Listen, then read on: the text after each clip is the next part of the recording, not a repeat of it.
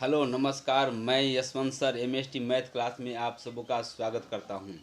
आज मैं इस यूट्यूब चैनल के माध्यम से ब्रीथ के बारे में चर्चा करने जा रहा हूं। यानी ब्रीथ क्या होता है, ध्यान दीजिएगा। ब्रीथ क्या होता है? ब्रीथ एक ही बिंदु से समान दूरी पर खींची गई गोलाकार आकृति को ब्रीथ कहते हैं। ब्रीथ किसे कहते हैं? एक ही बिंदु से समान दूरी पर खींची गई गोलाकार आकृति को ब्रीथ कहते हैं। चलिए, ब्रीथ हो गया। अब केंद्र है। केंद्र केंद्र किसको कहते हैं? ब्रीथ के मध्य भाग में, यानी ब्रीथ के मध्य भाग में स्थित बिंदु को केंद्र कहते हैं। ब्रीथ के मध्य भाग में स्थित बिंदु को क्या कहते हैं? केंद्र। इसको हम लोग इसका नाम दिए ब्रीथ, इसको कहते हैं केंद्र। ब्रीथ के मध्य भाग में स्थित बिंदु को केंद्र कहते हैं।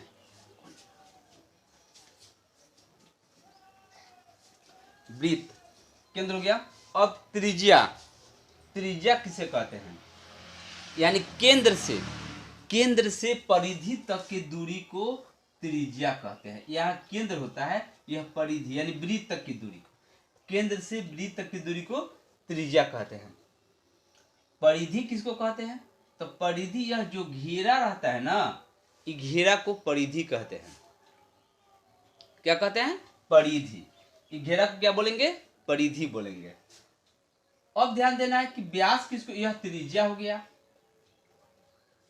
यह घेरा जो है पूरा, ये पूरा घेरा को क्या कहते हैं? परिधि। अब चलिए, व्यास किसको कहते हैं? व्यास यानी ब्रीथ में जो जीवा, यानी जीवा किसको कहते हैं? जीवा भी है, व्यास भी है। परिधि तो हो गया, यानी ब्रीथ के घेरा को परिधि कहते हैं। लेकिन व्यास किसको कहते हैं? जो ब्रीथ के सबसे बड़ी जीवा होती है, यानी जो जीवा ब्रीथ के केंद्र से होकर गुजरती है, ब्रीथ के केंद्र से होकर गुजरती है,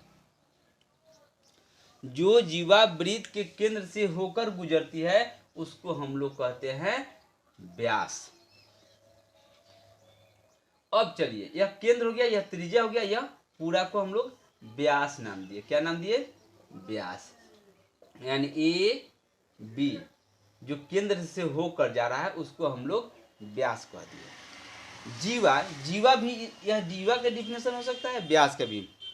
यानी जीवा होता है ब्रीथ के परिधि पर के किन्हीं दो विभिन्न बिंदुओं को मिलाने वाली रेखा को जीवा कहते हैं। यानी यह जीवा हो गया।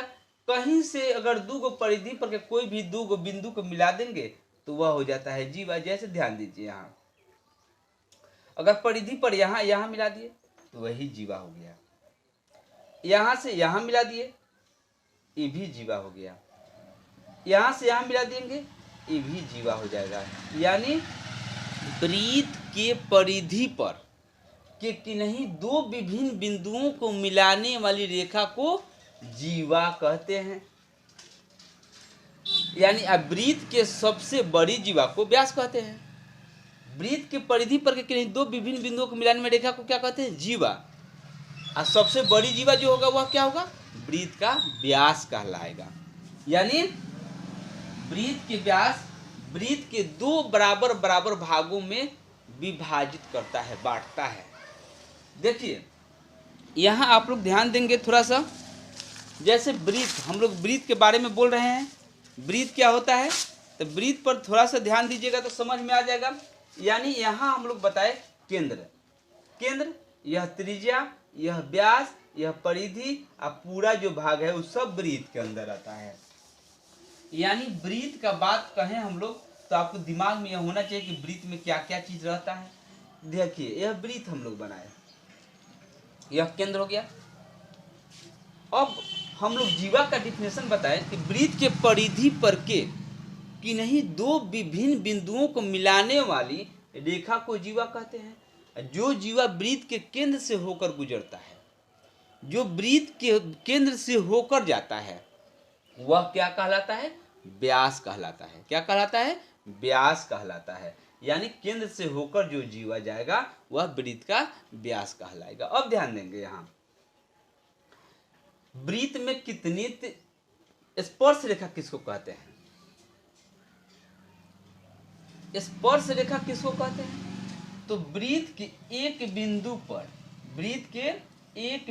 पर प्रतिच्छेद, यानी वृत्त के किसी एक बिंदु पर प्रतिच्छेद करने वाली रेखा को स्पर्श रेखा कहते हैं। इसका नाम स्पर्श रेखा है। वृत्त के एक बिंदु पर प्रतिच्छेद करने वाली रेखा को क्या तो कहते हैं? स्पर्श रेखा। वृत्त के स्पर्श रेखा और वृत्त के दो बिंदुओं पर प्रतिच्छेद करने वाली रेखा को क्या कहेंगे? सब हो गया है। छेदक रेखा। वृत्त के दो बिंदुओं पर प्रतिच्छेद करने वाली रेखा को क्या कहते हैं? छेदक रेखा। ध्यान दीजिए, अब वृत्त के दो बिंदुओं पर प्रतिच्छेद करने वाली रेखा को क्या कहेंगे? छेदक रेखा। त्रिज्यखंड किसको कहेंगे? अब त्रिज्यखंड पर थोड़ा सा ध्यान दीजिएगा। यानी वृत्त के दो त्रिज्या, यानी एक त्रिज्या यहाँ खींच दिए, एक त्रिज्या यहाँ खींच दिए। ये जरूरी नहीं है कि इधर लंबे में होगा, इससे ऐसे भी हो सकता है। तो यह दो त्रिज्या जो खींच दिए, तो वृत्त की दो त्रिज्या यानी ओ ए और ओ बी, वृत्त की दो त्रिज्या और उसके संगत चाप होगा यह, संगत चाप से घिरे हुए क्षेत्र को हम लोग कहते हैं त्रिज्यखंड। इसको क्या कहते हैं? त्रिज्यखंड। वृत्त की दो त्रिज्या और उसके संगत चाप से घिरे हुए क्षेत्र को क्या कहते हैं? त्रिज्यखंड कहते हैं। क्या कहते हैं? त्रिज्यखंड। वृत्तखंड किसको कहते हैं? त्रिज्यखंड हो गया मेरा पॉइंट। वृत्तखंड किसे कहते हैं? तो वृत्तखंड वृत्त की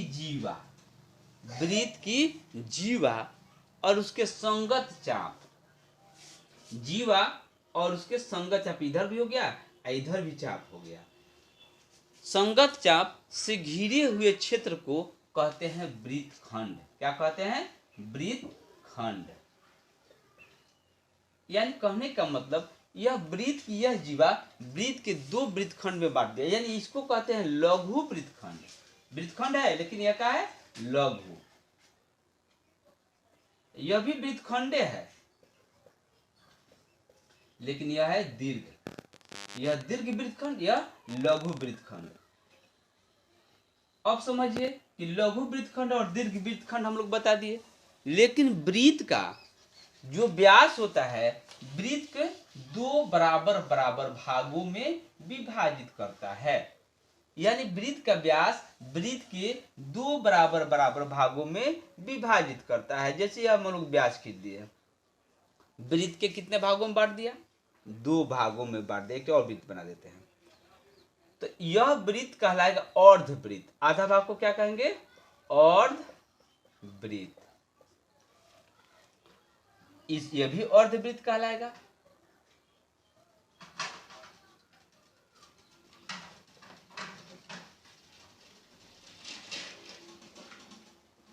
अर्धवृत्त। अब कहने का मतलब अर्धवृत्त जब हो जाएगा, तो अर्धवृत्त पे जब हम लोग जान जाएंगे कि यह अर्धवृत्त है, तो क्या करेंगे?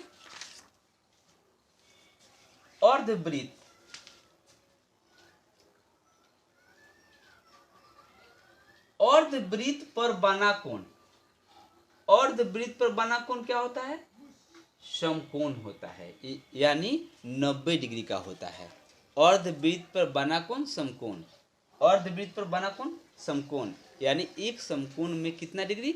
90 डिग्री। कितना होता है? एक समकोण यानी 90 डिग्री।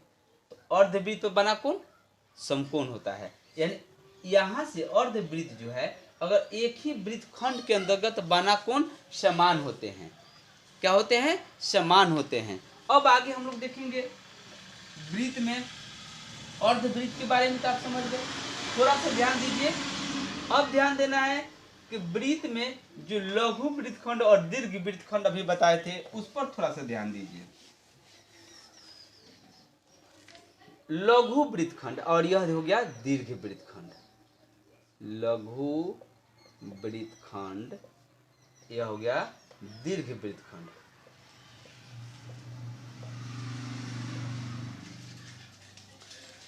लघु वृत्तखंड के अंतर्गत बना कोण डैश होता है, तो लघु वृत्तखंड के अंतर्गत बना कोण अधिकोण होता है, यानी क्या हो जाएगा यह 90 डिग्री से 12। इस चाप के अंतर्गत लघु वृत्तखंड के अंतर्गत कोई भी कोण बनेगा, सब कोण बराबर होगा, लेकिन कोण तो बराबर होगा लेकिन सारे कोण अधिक कोण होगा। क्या होगा? अधिक कोण। यानी लघु वृत्तखंड के अंतर्गत बना कोण अधिक कोण होता है। कोई भी कोण बनाइएगा यह जीवा के द्वारा ही बनेगा। अब दीर्घ वृत्तखंड में इस जीवा के द्वारा बनाइएगा तो वह कोण होता है न्यून कोण। दीर्घ वृत्तखंड में बना कोण क्या होता है? न्यून कोण। यह हो गया अधिक कोण।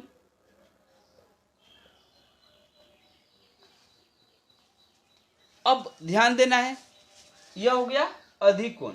अब हम स्पर्श रेखा के बताए थे, स्पर्श रेखा पर कुछ प्रश्न बता देते हैं। जैसे आप समझ गए कि यह स्पर्श रेखा है, तो स्पर्श रेखा यह केंद्र है वृत्त का, तो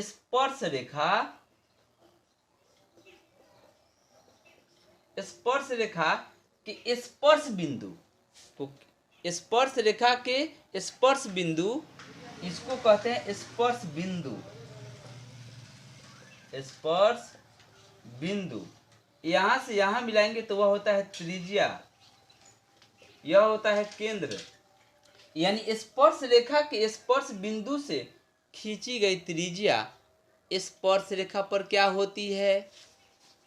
स्पर्श रेखा के स्पर्श बिंदु से खींची गई त्रिज्या स्पर्श रेखा पर लंब होती है, यानी 90 डिग्री का कोण बनाती है। अब देखिएगा आगे, यह आप समझ गए कि स्पर्श रेखा के स्पर्श बिंदु से खींची गई त्रिज्या स्पर्श रेखा पर लंब होती है। प्रश्न इस तरह से भी रहेगा कि वृत्त में कितनी समांतर स्पर्श रेखाएं खींची जा सकती है? समांतर स्पर्श रेखा, यह भी रेखा के समांतर, तो 2, यह रेखा और यह इसके सामने जाएगा, जो व्यास यहाँ व्यास के उस छोर से जाएगा वो भी यहाँ 90 डिग्री का कोण बनाएगा, यानी समांतर हो।